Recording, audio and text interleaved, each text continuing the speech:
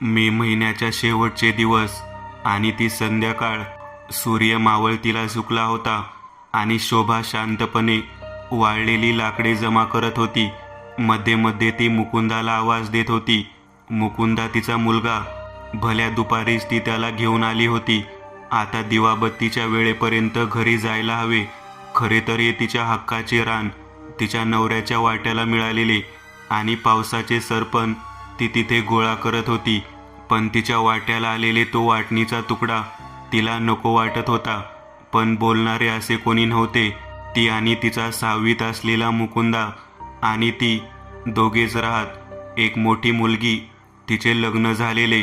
ती जगत होती फक्त मुकुंदासाठी. मुकुंदला तर बाप आठवतही नव्हता. त्याचे जे असेल ते आई होती. सरपणाचा भारा बांधत तिने मुकुंदाला आवाज दिला. तिने सभोवताली नजर टाकली. तिला ते रान नको वाटत होते, कारण तिच्या मालकीचेच होते. कारण बाजूलाच एक मोठा ओढा, अगदी खाली पाहिल्यावर अंधारात दिसणारा, आणि त्याच्या वरच्या बाजूला पसरलेला तो खडकीचा डोह. त्या डोहाची, त्या जागेची तिला भीती वाटायची. तिलाच काय, साऱ्या गावाला भीती वाटायची. पण मालकीचे जंगल असल्यामुळे नाईलाजाने तिला तिथे सरपण करावे लागे. क्षणभर तिची नजर वरच्या भागात जाई. उंच उंच वाढलेली झाडे आणि आतमध्ये अंधार, सावली आणि बऱ्याच अशा विचित्र सावल्या दुरूनही दिसायच्या. असे वाटायचे वानरे बसून ती झाडे हलवतायत. तिथे सजीव प्राण्याला जायची काय हिंमत. त्याच्या बाजूला पाटबंधारे योजनेतून बांधलेला एक मोठा तलाव आणि त्यात उगवलेली झुडपे. उन्हाळ्यात तो पूर्ण कोरडा, आणि बाजूलाच मुकुंद करवंदे खाण्यात मग्न होता. काही असो, पण शोभाने खडकीच्या डोहाकडे जाण्याची हिंमत कधी केली नाही. खरं तर मुकुंदला तिने आवाजही दिला होता. मुकुंद आपला करवंदे खाण्यात मग्न. तिने मनासारखी लाकडे जमा केली आणि त्याचा भारा बांधला. मुकुंदा, ए मुकुंदा, अरे त्या खडकीच्या डोहाकडे जाऊ नकोस, अशा तिने हाका मारल्या. आलो आई, येथे तळ्यामध्ये आहे बघ. अरे बाबा, काटे असतील तळ्यात. चल घरला जाऊ. जाता जाता दिवाबत्तीची येळ होईल. आई, ए आई, इकडे ये ना. हे बघ काय. अरे चल की घरी. आता काय दिसले तुला? चल, असेल ते सोड तिथे. ए आई, ये ना, बघ तर. मुकुंदाने पुन्हा आवाज दिला. तिने भारा बांधला आणि ती तळ्याकडे गेली. पाणी आटल्यामुळे तळ्याच्या मध्यभागी मुकुंदा बसला होता आणि त्याच्या समोर अर्धवट मूर्तीसारखे काहीतरी होते. शोभा मुकुंदाच्या जवळ गेली. आई, हे बघ, बापाची मूर्ती. जिजाने कपाळावर हात मारला. अरे मग त्यात विशेष काय? पावसाळी बापाचे विसर्जन येथे करतात ना. मग चुकून एखादी मूर्ती राहिली असेल विरघळायची. बापाची रंग गेलेली अर्धवट मूर्ती तिथल्या झाडाला जिजाने उभी केली आणि मनापासून हात जोडले. मुकुंदानेही हात जोडले. हे आई, हिला आपण घरी घेऊन जाऊया. अरे येड्या, या मूर्तीला घरी घेऊन काय करशील? आपल्या देवाऱ्यात आहे ना बापा. तळ्याचे पाणी भरले की मग विरून जाईल ती. आता घरी चल. असे म्हणून ते दोघे निघाले. रस्त्यात मुकुंदाची बडबड चालू होती. आहे, मी मोठा झालो ना आणि नोकरीला लागलो ना की मी पण 7 दिवस बाप्पाला आणणार. मग आपल्या घरात बी पूजा होणार, मोदक बनणार, सर्व आपल्या घरी बसायला येणार. हो बाळ, आता घरी जाऊन आंघोळ कर आणि बाप्पाची पूजा कर. हां, शोभा म्हणाली. नवे गाव, त्यातील एक घर जिजाचे. ती आणि तिचा 6वीत असलेला मुकुंदा असे दोघेच राहत. जिजाच्या मोठ्या मुलीचे लग्न झालेले. 5 वर्षापूर्वी जिजाचा नवरा वारला गेला. रानात वेली आणायला गेला, पण परत आलाच नाही. आणि सर्वांना संशय होता की खडकीच्या डोहात काहीतरी झाले. जिजाने ते दुःखही पचवले, पण आपल्या मुकुंदाला शिकवावे, खूप मोठे करावे अशी तिची इच्छा. सुदैवाने मुलीला नात्यातच दिले असल्याने तिचे चांगले झाले होते. तीही लक्ष द्यायची आणि जिजाही आपल्या परीने काम करून मुकुंदा आणि ती राहत होती. मुकुंदाही आपल्या आदर्श मुलाप्रमाणे होता. येता येता संध्याकाळ झाली. आंघोळ करून दोघांनी बाप्पाची पूजा केली. बाप्पावर दोघांची अमाप श्रद्धा. पण मुकुंदाचं बोल तिच्या कानात नेहमी सलत राहिले. की बापाची प्रतिष्ठापना आपल्या घरात व्हावी. राहिली खडकीच्या डोहाची गोष्ट, पृथ्वीवर सजीव निर्जीव सगळेच गुण्यागोविंदाने राहतात. जगात नैसर्गिक आणि अनैसर्गिक सर्वच गोष्टींना स्थान आहे. आपापल्या परीने ते जगतात. खडकीचा डोह आजापंजाच्या काळापासून बदनाम होता. नाही, बदनामही म्हणता येणार नाही. त्याच्या वाट्याला गेले की ते भक्ष्य बनायचे. म्हणून गावकऱ्यांनी त्या वाटेला जाणेच नव्हते ठेवले. पूर्वापार चालत आलेल्या काही कथा. कोणे एकेकाळी त्या गावच्या पाटलाची गोष्ट. त्याला एकुलता एक मुलगा. तो पाहायला मुलांसोबत तिकडे गेला होता आणि बुडून मरण पावला. कित्येक दिवस त्याचा मृतदेह मिळत नव्हता. पाटलीनबाई वेड्या झाल्या होत्या. आपल्या मुलाला जिवंत करण्यासाठी त्या काहीही करायला तयार होत्या. त्यांनी सैतानाची पूजा चालू केली. कित्येक आघोर लोकांना घेऊन त्या तिथे यज्ञ करायच्या. गावातील लहान मुलं गायब होऊ लागली होती आणि याची खबर जेव्हा पाटलांना आली तर त्यांनी पावित्रा घेतला. तेव्हा त्यांनी गावच्या भल्यासाठी पाटलीनबाईंना तिथं जाण्यास मज्जाव केला.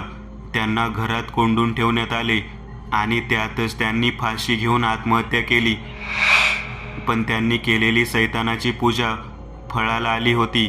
बुडून पावलेल्या मुलाला मोक्ष न मिळता एक सैतानी आत्मा बनून राहिला होता. ती जागा जणू त्याचे घर बनले होते. त्या जागेत कोणताच प्राणी पक्षी जिवंत राहत नव्हते. मग मनुष्याची गोष्टच सोडा. जो जाईल तो त्याचा भक्ष्य बनलेला होता. गावकऱ्यांनी देखील त्या जागेवर जाण्याचे कधीचेच बंद केले होते. होता होता ऑगस्ट आला. प्रत्येकाच्या घरी बाप्पा बसले. मुकुंदासाठी गणेशोत्सव म्हणजे अप्रूपच. त्याला वाटायचे वर्षभर जरी बाप्पा राहिले तरी छानच. 8 दिवस तो बाप्पा असतील त्याच घरी असायचा. मग काय, आरती करणे, पत्ते खेळणे, नुसती मज्जाच मज्जा. जिजाई त्याला गोडधोड करून खायला घालायची. मुलगीही 2-4 दिवस पाहुणी यायची. यावर्षीही बाप्पाचे आगमन झाले. 8 दिवस कसे गेले समजलेच नाही आणि विसर्जन वेळ आली. गावाकडच्या बाजूला जंगल होते. तेथील तळ्यात बाप्पाचे विसर्जन व्हायचे. सर्व गावातील मंडळी बाप्पा बुडवण्यासाठी गेली. मुकुंदही त्यांच्या सोबत होता. खरे तर त्याला तो दिवस नको वाटत होता. पण बाप्पाची आरती चालू होती आणि तळ्याच्या बाजूला ओढा होता. त्याच्या आजूबाजूला खूप सारी झाडी होती. तसे त्या ओढ्याबद्दल त्याने खूप ऐकले होते. तेथील वातावरण, ती झाडाझुडपांची गर्दी त्याला विचित्र वाटत होती. तेथे न पाहण्याची इच्छा होऊनही त्याचे लक्ष तिकडे जात होते. आरती संपली. बाप्पाचे विसर्जन झाले. काही मोठी लहान मुकुंदाचे मित्र पाण्यात पोहायला उतरले. मुकुंदही उतरला. पण न राहून त्याचे लक्ष ओढ्याकडे जात होते. खळखळ वाहणारा ओढा, हिरवीगार झाडे, तिथे जावे पोहायला असे वाटते. आणि ते गूढ वातावरण, काय असेल तिथे. तिथे जायला मज्जाव का करतात. खडकीचा डोह आपण फक्त नाव ऐकलंय, पण आपण प्रत्यक्ष कधी पाहिला नाही. सगळी मंडळी पाण्यात डुबक्या मारण्यात मग्न आहेत. हे कटाक्ष टाकून मुकुंदाने हेरले आणि तो पाण्याच्या बाहेर आला. त्याचा मित्र लक्ष्मणने त्याला हटकलेही. आर जरा मुतून येतो असे म्हणत मुकुंदा बाहेर आला आणि खडकीच्या डोहाकडे चालू लागला. ते वातावरण, ती जागा जणू त्याला बोलावत होती. तो ओढ्यात उतरला. खूप मोठी दरड आणि आतून खोलगट भाग आणि तो खडकीच्या डोहाकडे जाऊ लागला. वेळ संध्याकाळची. सगळी मंडळी विसर्जन करून परतीच्या वाटेला लागली. इकडे मुकुंद खडकीच्या डोहाकडे आला. ओढ्यामध्ये अगदी मध्यभागी असलेला तो डोह. निळे स्वच्छ पाणी, छोटे मोठे दगड, मोठ्या दरडी आणि आजूबाजूला वड, उंबर, धावर यांची झाडे. सूर्यकिरण यायला एवढीही जागा नाही. काहीसे भारलेले ते वातावरण. पण मुकुंदला काहीही फरक नव्हता.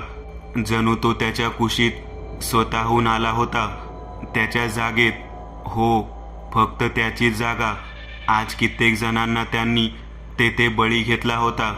पण जेव्हापासून लोकांना समजले तेव्हापासून गुराखी असो की जंगलात येणारी लोक असो, कोणीही त्या बाजूने फिरकत नव्हते. मुकुंदला तेथे थंड हवा जाणवत होती.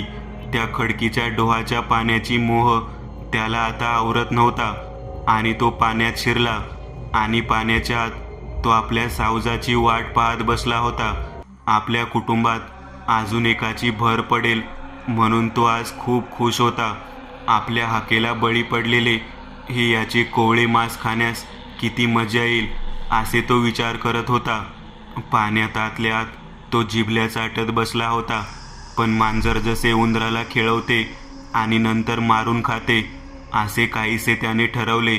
मुकुंदाने एक डुबकी पाण्यात मारली आणि तो बाहेर आला. रात्र व्हायला सुरुवात झाली होती आणि त्यामुळे तेथील वातावरण अजून भयानक होत चालले होते. बाजूच्या उंबऱ्याच्या झाडावर त्याला कोणीतरी असल्याचे जाणवले. तेवढ्या परिसरात एक पाखरू सुद्धा उडताना दिसत नव्हते. पाण्याचा खळखळ आवाज सोडला तर काहीच नाही, पण त्या झाडावर त्याला काहीशी हालचाल जाणवत होती. मध्येच फांद्या हलत होत्या. हसण्याचा आवाज येत होता.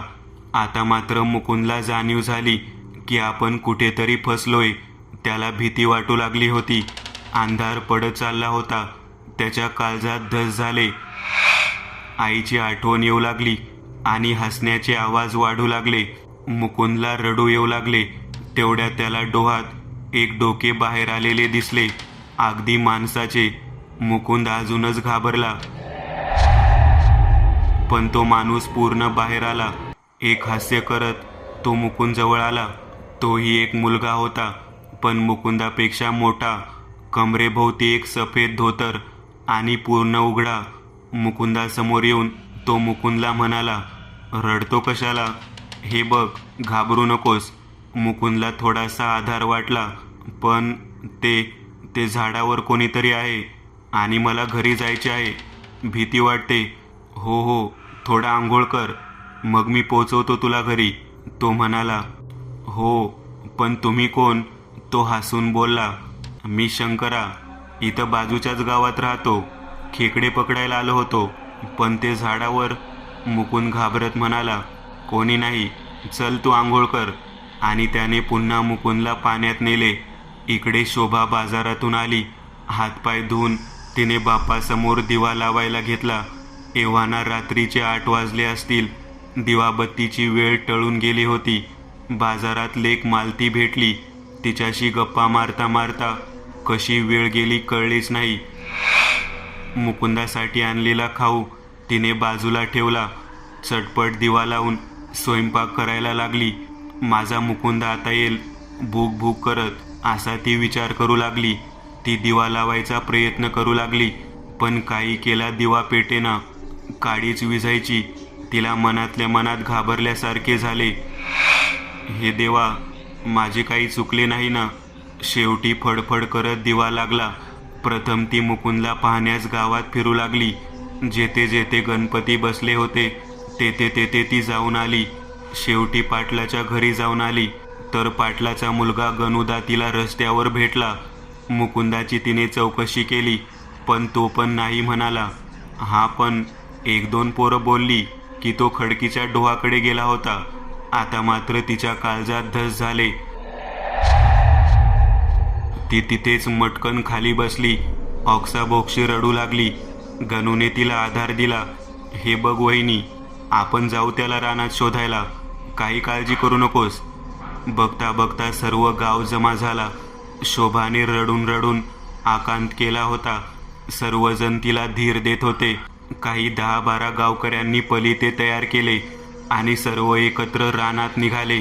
इकडे मुकुंद त्याच्या आधिपत्याखाली एखादे खेळणे कसे खेळते त्याप्रमाणे पोहत होता. पाठशिवणीचा खेळ चालू होता. रात्र वैऱ्याची होती. त्या भयानक अंधारात एक निष्पाप मानवी जीवाचा बळी जाणार होता, कारण स्वतःहून त्या जीवाने त्याच्याकडे जाण्याचे धैर्य केले होते आणि तोही कित्येक दिवस कोवळ्या मांसांचा भुकेला होता. त्याचे कुटुंबही. आता मुकुंदला पाण्याचा कंटाळा आला. तो बाहेर येऊन बसला. अचानक वातावरण बदलले. ती काळी कुट्ट रात्र अजून भयान व्हायला लागली. हसण्याचे आवाज वाढले. आता मुकुंदला गोरटणारी थंडी जाणवू लागली. पाण्याला कुबट वास येऊ लागला. त्या पाण्यावर त्याला सफेद मुंडकी तरंगताना दिसू लागली आणि मघाचे ते एक गडगडी हास्य करत पाण्याबाहेर हळूहळू येऊ लागले. मुकुंदला ते आता दिसू लागले. पूर्ण पांढरा चेहरा, पण त्यावरचे मांस गळून गेलेले, डोळ्यात नुसत्या खोबण्या, त्यातून किडे वळवळ करत, शरीर पण पांढरे, हात गुडघ्याच्या खाली, लांब कान आणि नुसत्या काळ्या दातांचे ते गडगडाटी हास्य. ते पूर्णपणे पाण्यावर उभे होते. पाण्यावर कित्येक खाडे मुंडके तरंगत होती. आपल्या तोंडातून ते जिभल्या चाटत मुकुंदाजवळ येत होते. अजून हास्याचे आवाज येत होते. मुकुंदला जागेवरच हुडहुडी भरली होती. त्याने जबडा उघडत मुकुंदकडे झेप घेतली. मुकुंदने डोळे मिटले आणि गणपती बाप्पाचे शेवटचे एकदा नाव घेतले आणि त्याला जाणवले अजूनही आपण जिवंत आहोत. त्याने डोळे उघडले. बाजूला त्या अंधारात लख्ख प्रकाश पडला होता आणि त्या प्रकाशात पाटलाचा गणुदा हातात काठी घेऊन उभा होता. ती काठी त्याने मुकुंदासमोर धरली होती. मुकुंदाने समोर पाहिले. गणुदाने धोतर घातले होते, पोट पुढे आलेले. गणुदाच्या चेहऱ्यावर विलक्षण तेज होते. त्या तेजाने आजूबाजूला प्रकाश पडला होता.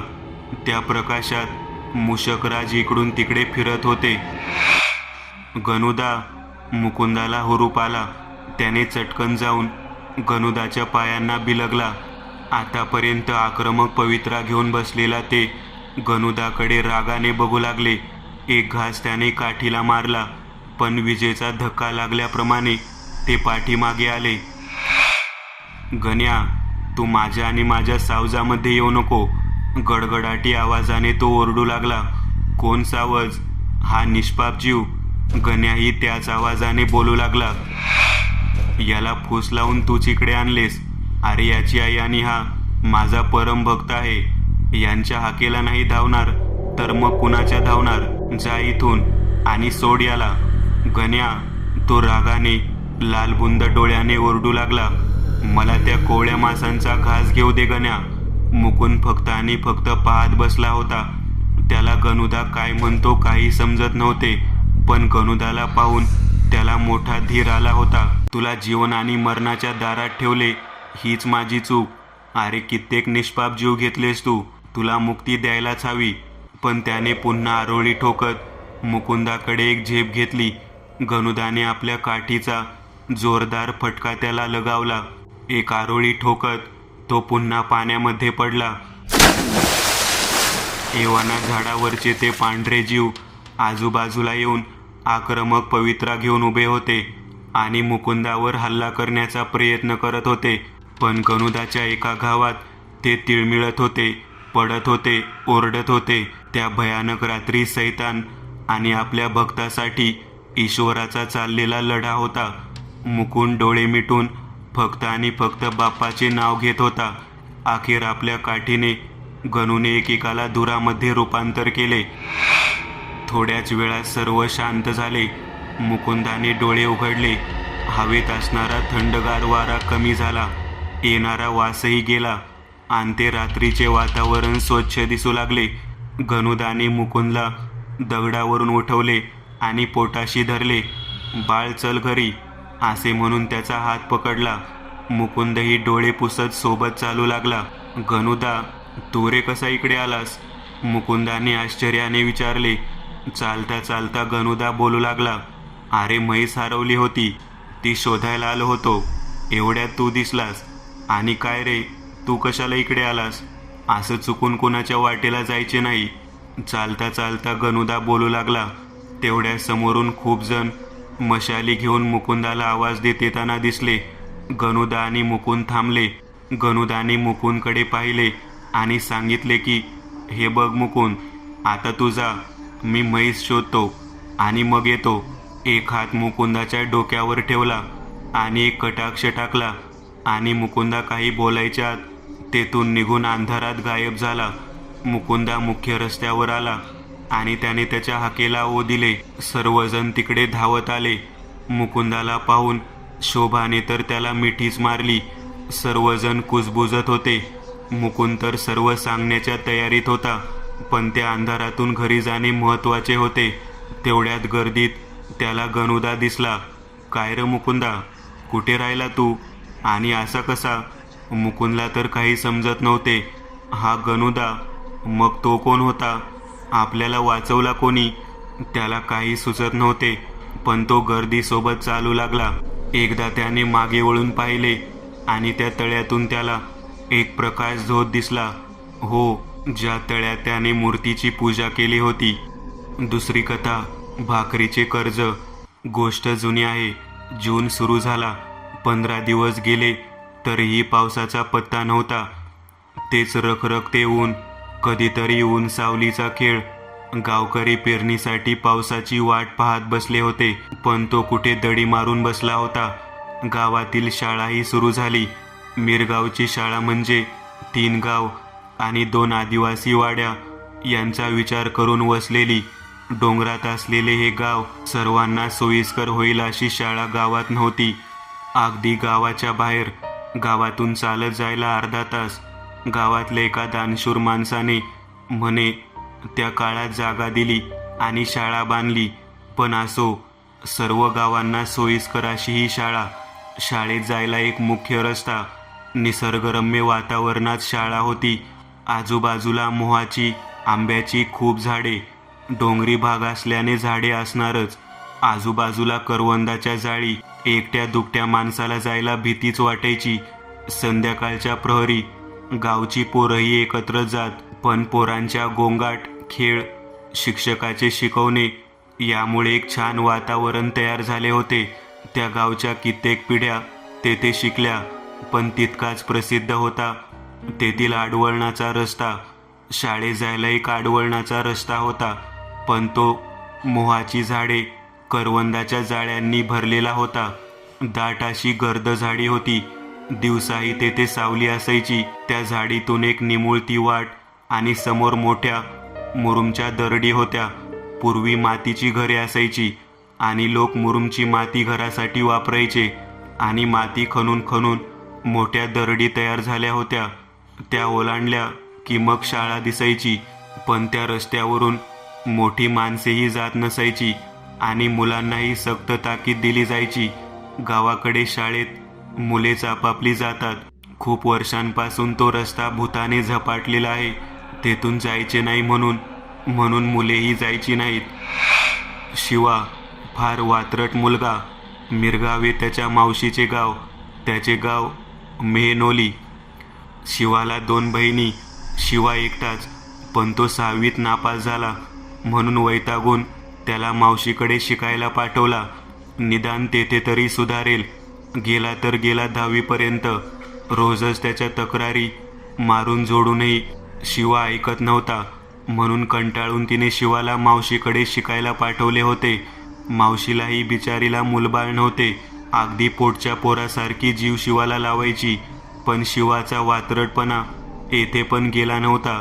कोणाचे आंबे चोरणे, लहान मुलांना रडवणे, त्यांची भांडणे लावणे, विजेचे आकडे काढणे, अशा कित्येक खोडी तो करायचा. पण तो काकाला जरा दचकून होता. अखेर शाळेचा दिवस आला. पहिल्या दिवशी शिवा शाळेत गेला. पहिल्या दिवशी काका सोडायला आला. शिवा वर्गात आला. जुनी मुले असल्याने सर्वांनी आपल्या जागा ठरवल्या होत्या. शिवा मात्र पाठीमागे जाऊन बसला. पहिल्या दिवशी कोणाशी ओळख नाही. सर्व मुले नवीन म्हणून त्याच्याकडे पाहत होती. शिवाही कोणाशी बोलत नव्हता. पण त्याच्या बाजूला एक हाडकुळा मुलगा बसला होता. अगदी मळकट झालेले कपडे, त्याची 2 बटणे तुटलेली, केस वाढलेले, अंगाला भाजीचा वास येत होता. बाकी मुले जरा सरूनच बसली होती. तोही शिवाकडे पाहत होता. होता होता दुपारची सुट्टी झाली. सर्व मुलांनी आपली भाजी भाकरी घेतली आणि बाहेर पळाली. कोणी वर्गात बसले तर कोणी झाडाखाली. शिवालाही मावशीने डब्बा दिला होता. त्यानेही तो खाल्ला. तो एकटाच. बाजूचा मुलगा हळूच उठला आणि पाण्याच्या टाकीजवळ जाऊन घटघट 2 ग्लास पाणी प्यायला आणि मैदानात झेंडा लावायच्या कठड्यावर जाऊन बसला. शिवाचे लक्ष होतेच. त्यालाही एकट्याला डबा खायला कसेसे वाटत होते. शिवा त्या मुलाजवळ गेला. मित्रा, शिवा म्हणाला, त्यानेही वर पाहिले आणि अशा आवाजाने तो दचकला. काय? खोलवर आवाजात त्याने विचारले. चल आपण भाकरी खाऊ. मी नको, मी जेवून येतो सकाळी. अरे त्याची रोजची नाटकं असतात. रोज कोण डबा देल त्याला, तू जेव. एक आडदांड मुलगा दुरूनच ओरडत होता, पण शिवाने लक्ष दिले नाही. त्याने हात पकडून त्याला वर्गात नेले आणि बसवले. तो मुलगा लाजतच बसला. तुझं नाव किसन ना?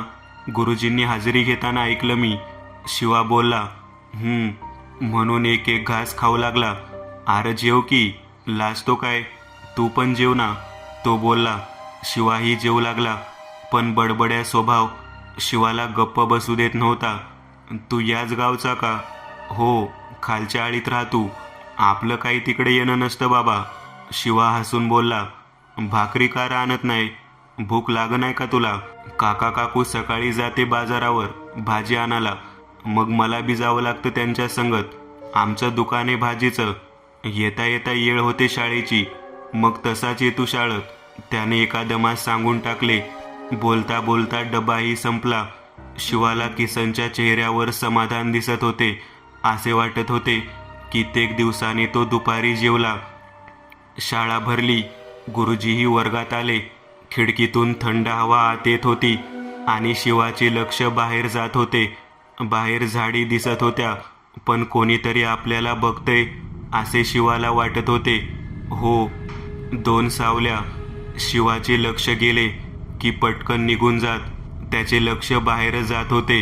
गुरुजींनी त्याला 1-2दा हटकलेही. बाहेरून चोरून कोणीतरी पाहून पटकन जात होते. झाडे हवेने हालत होती. आज पाऊस पडणार असे वाटत होते. वातावरण आजच्या पेक्षा काहीसे वेगळे होते. शाळा सुटली. मुले गलका करून रस्त्याला लागली.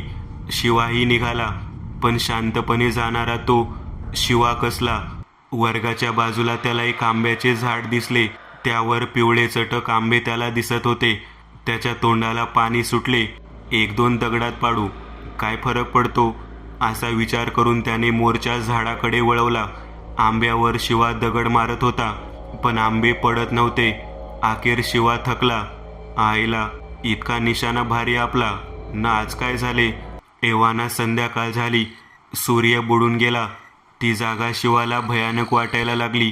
तेवढ्या झाडावरचे आंबे पटापट खाली पडले. 2 स्त्रिया झाडावर बसून जोरात हसत होत्या. त्या 2 सावल्या दिसत होत्या. तो तेथून सटकला. तो घाबरला होता, पण मुख्य रस्त्याऐवजी आडवळणाचा रस्त्याने तो जाऊ लागला, कारण त्यानेही त्या रस्त्याबद्दल ऐकले होते. त्याची पावले तिकडेच वळू लागली. संध्याकाळची वेळ. अंधार पडत चालला होता आणि शिवा त्या मुरुमच्या मातीच्या दरडी ओलांडू लागला. त्या काळसर वातावरणात प्रत्येक दरडी मागे कोणीतरी आहे असे वाटत होते. शिवाला तर आईच आठवायला लागली. देवा, आता काय करू? शिवा मनोमन म्हणत होता. तरीही शिवा चालत होता. त्याला काही करून तो रस्ता पार करायचा होता. खरंच ही लोक बोलतात काही चुकीचे नाही. खरंच महाभयानक रस्ता आहे. कुठे फसलो आपण? सर्वत्र शांतता. पक्ष्यांचे आवाजही येत नव्हते. दरडी ओलांडल्यावर त्याला दाट झाडी लागली आणि त्यातून एक निमुळता रस्ता होता. लोकांची ये-जा नसल्याने त्या रस्त्यावर पालापाचोळा पडला होता. सर्वत्र शांतता आणि शिवा चालत होता. तेथील ते गंभीर वातावरण पाहून अखेर त्याच्या मनात भीतीने जागा घेतली. त्या झाडीत पूर्ण अंधार वाटत होता. ती झाडी त्याला पार करायची होती. पावलेही दबकून टाकायची होती, कारण विंचू साप असल्याचीही भीती होती. तो चालत होता. एखादे पान सळसळले तरी त्याला ऐकू येत होते. खाली वाळलेल्या पानावर पाय पडला की आवाज व्हायचा, पण शिवाला तो आवाज परत येऊ लागला. आता मात्र शिवा घाबरला. तो अगदी जवळ येऊ लागला. नकळत भीतीने शिवाची चड्डी ओली झाली. तो मागे फिरून पाहूही शकत नव्हता. करवंदाच्या जाळी हालत होत्या. प्रत्येक जाळीत कोणीतरी बसलंय असे वाटत होते. शिवाचा भीतीने गळा सुकला होता. तो जागेवरच थबकला आणि त्याने आपली मान तिरकी केली. अस्पष्ट अशी एक आकृती एका झुडपात बसलेली दिसली. मागे कोणीतरी उभे आहे, बाजूला कोणीतरी आहे. काय करावे? शिवा जागीच खिळून राहिला. आता मरण निश्चित होते असे त्याला वाटले. झुडपातील आकृती उठून उभी राहिली. तो एक पुरुष होता. वाढलेले केस, तेही विस्कटलेले, शरीराचा पार सांगाडा झालेला. डोळे तर दिसत नव्हते. पूर्ण एक काळी आकृती ती दिसत होती. अंगावर कपडे नव्हते. तो माणूस जागेवरच भेसूर हसत होता. त्या वातावरणात त्यांचे हसणे अजून भयानक वाटत होते. तो व्यक्ती जवळ येऊ लागला. शिवाची आता काहीच हालचाल होत नव्हती. एक घाणेरडा वास त्या माणसाकडून येत होता. तो माणूस हसत हसत शिवाजवळ आला. आता मात्र शिवाने त्या माणसाला स्पष्ट पाहिले. समोर तो माणूस उभा. त्याने आसुरी हास्याने आपला जबडा उघडला. त्याचे ते मोठाले काळे पिवळे दात दिसत होते. शिवाने डोळे गच्च मिटले आणि आई असे जोरात ओरडला. तेवढ्यात जोराची एक दगड त्या माणसाच्या डोक्यावर आदळली. तो माणूस इकडे तिकडे पाहू लागला. अशा अनेक दगडी त्याच्यावर पडू लागल्या. क्षणात काय होतंय हे शिवालाही समजत नव्हते, पण दगडी त्या माणसावर येत होत्या आणि तो माणूस रागाने ओरडत होता. त्याचे लक्ष बाजूला गेले. एक स्त्री मध्यम वयाची लुगडे घातलेली आणि एक शाळेचा ड्रेस घातलेली मुलगी, दोघी मिळून त्या माणसावर दगडे फेकत होत्या. मेल्या, अजूनही छळतो स्वैर, निघ इथून, निघ असे म्हणत होत्या. त्या दगडाच्या माराने तो माणूस पुन्हा झाडीत ओरडत पळून गेला. शिवाला जरा धीर आला, पण शिवा घाबरला होता, रडत होता. आई असे म्हणत होता. एव्हाना अंधार झाला होता. त्या स्त्रीने व मुलीने शिवाला जवळ घेतले व त्या झाडीत नेऊन एका मुरुबाच्या दरडीखाली बसवले. शिवाही रडत रडत तेथे बसला. बालेका लागले नाही ना? ती स्त्री म्हणाली. नाही मावशी, पण तो माणूस कोण होता? किती भयानक होता. असं वाटत होतं मला खाईल आता. शिवा डोळे पुसत बोलत होता. आहे, जाऊ दे ग त्याला. आपली वेळ झाली जायची. चल, कोणापासून वाचवशील त्याला? सोड त्याला. मावशी आणि ताई, तुझ्यामुळे वाचलो म्या. पण तुम्ही कोण? इथे काय करता? बाळ, मी किशाची आई. तुझ्याच वर्गात आहे तो. आणि ही भन मुरूब न्यायला आलो होतो. इतक्या राज्याला? शिवा बोलला. शिवाला त्या गूढ वातावरणात हसण्याचे आवाज येत होते. सोडणार नाही, खाईल त्याला, माझी शिकार आहे असे कोणीतरी भेसूर बोलत होते. आहे, सोड ना त्याला, ती पोरगी म्हणाली. बरं बाळ, आज तुम्ही माझ्या किशाला भाकर दिलीस ना, लय आनंद झाला बघ. जा, तुझी मावशी वाट पाहत असल. लय भारी आहे बघ ती. माझ्या किशाला लय जीव लावायची. आणि हो, एक काम अजून. बोल ना मावशी, तू डबा आणतो ना दुपारचा? माया किशाला पण एक भाकर आणायचा. हो मावशी, नक्की. पण शिवा बोलला. आता पण नाही, काय नाही, रात झालीये. जा घरी, जा, निघ लवकर. एक धाव सोड, मागे बघू नकोस. जा लवकर. शिवा उठला. त्याच्या डोक्यात असंख्य प्रश्न होते, पण घरी जाणेही तितकेच जरुरी होते. आणि त्याने एक धाव घेतली. मागे खूप विचित्रसे आवाज येत होते, पण त्याने लक्ष दिले नाही आणि गावच्या वेशीजवळच थांबायला आला. तेव्हा कुठे त्याने सुटकेचा निश्वास टाकला. घडले ते भयानक होते, पण मावशी आणि ताई फार चांगली होती. मला वाचवले. शिवा सरळ घरात आला. मावशी व 4-5 बाया डोक्याला डोकी लावून बसल्या होत्या. अजून काही पुरुष मंडळीही होती. शिवाला बघून तर तिने मिठी मारून हांबरडा फोडला. बा, तू कुठं होतास? देवा, वाचवलास र माझ्या लेकाला. काय झाले असते? म्हणजे सगळी माणसे शिवाकडे आचंबा करून पाहत होती. आर, यो कसा आला? त्यांच्या तावडीतून वाचला बुवा, एक जण म्हणाला, जो तो कुजबूज करत होता. बाबा, कमाल आहे पोराची, जिता आला. मावशे, कोणाच्या हो तावडीतून? शिवा बोलला. कोणाच्या नाही, तू का त्या रानात थांबलास? मावशी हुंदके देत बोलत होती. तिने गालाचा मुका घेतला. चल जेव, चल. शिवा आल्याचे पाहून जो तो कुजबुजत आपल्या घरी गेला. शिवाही जेवून झोपला. त्यानेही काय घडले ते सांगितले नाही, पण ते घडलेले काही डोळ्यासमोरून जात नव्हते. सकाळी शाळेत जाताना मावशी डबा भरायला लागली. तेवढ्या शिवा म्हणाला, मावशे अजून 2 भाकऱ्या जास्त दे की. कार माझ्या लेका. मावशी प्रेमाने म्हणाली, अगं मी त्या किसनसोबत बसतो, तो भाकऱ्या नाही आणत. शिवा म्हणाला, हो र लेका, ने. बिचारा लई वाईट झालं बघ त्यांच्या संग. काय झाले मावशे? शिवा आश्चर्याने बोलला, अरे त्याची आई, बहीण, बाप आणि तो असे त्याचे कुटुंब होते. त्याचा बाप लई दारू प्यायचा बघ. घरात रोज त्याच्या आईला मारझोड करायचा. जेवण बी गोड लागू देत नव्हता. त्याची आई नंदी मला बहिणीसारखी यायची नि रडायची. पण कोण काय करणार, तो दिस कोणी विसरणार नाही. दसऱ्याचा दिस होता. वटीची भुई घेतली होती. वटी म्हणजे हॉल. भुई करणे म्हणजे जमीन खणून त्यात मुरबाच्या माती टाकून पुन्हा सपाट करतात. दुपारच्या 12 वाजेच्या सुमारास दोघींची जेवणे झाली आणि मुरुबानाला तुमच्या शाळेकडे गेल्या दोघी. किशाचा बाप गेलता दारू प्यायला. अनेक दरडीखाली दोघी माती काढत होत्या. अचानक धडी कोसळली आणि दोघी आतमध्ये सापडल्या. बऱ्याच वेळाने गावातील माणूस तेथून जात होता. त्याला टोपल्या दिसल्या तिथं आणि मग त्याने गाववाल्यांना बोलावून घेतले. पण त्या दोघी कवाच दडपून मेल्या होत्या. असे म्हणून मावशीने तोंडाला पदर लावला. काही दिवसांनी किशाच्या बापाने तिथल्या झाडाला फास घेतला. लई त्रास दिला मेल्याने तिला. किशा बिचारा 3 वर्षांचा.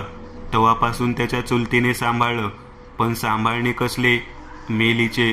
जमीन घर सगळा भेटला ना, म्हणून करतात नाटकं सांभाळायचे. लई हाल बघ त्या पोराचे.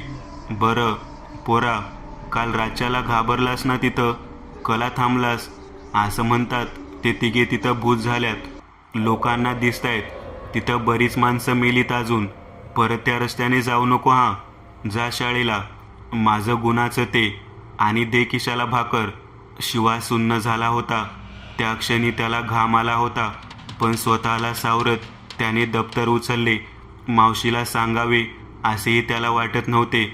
म्हणजे ती 3 माणसं. बापरे. आणि तो शाळेला लागला. आजही तो किशाजवळच बसला. दुपारची सुट्टी झाली. सर्व मुले झाडाखाली जाऊन बसली. शिवानेही डबा घेतला आणि किशाचा हात पकडला. तू माझा दोस्त ना. आजपासून आपण रोज जेवायचा एकत्र. तू माझा सर्वात खास दोस्त. किशाचे डोळेही भरून आले. दोघे गप्पा मारत वेगळे बसले होते आणि हसी मस्करी करत जेवत होते. इतका आनंदी किशा पहिल्यांदा झाला होता. आणि दुरूनच एका झाडाआडून 2 सावल्या त्या दोघांकडे पाहत होत्या. शिवाचा जीव वाचवून त्या दोघींनी भाकरीचे कर्ज फेडले होते आणि त्या मायमाऊलीने मेल्यानंतरही आपल्या लेकरांच्या जेवणाची सोय केली होती. मित्रांनो, आज पुरतं एवढंच. तुम्हाला जर काही गोष्ट आवडली असेल तर नक्की लाईक करा. तुमच्यापैकी बरेचसे जण व्हिडिओ लाईक न करताच पळून जातात. पण हा जर व्हिडिओ तुम्ही लाईक केला तर मला जरा बरं वाटेल आणि असेच भारी भारी व्हिडिओ बनवायची माझ्यात एनर्जी येईल. त्यामुळे नक्की लाईक करा. आणि अजूनही कोणी या चॅनलला सबस्क्राईब केलेलं नसाल तर लगेच सबस्क्राईब करून टाका. आणि बाजूची घंटी ती मात्र दाबायला विसरू नका. देवाची घंटी आहे ती. चला तर मग पुन्हा भेटूया अशीच एक आगळी वेगळी गोष्ट घेऊन पुढच्या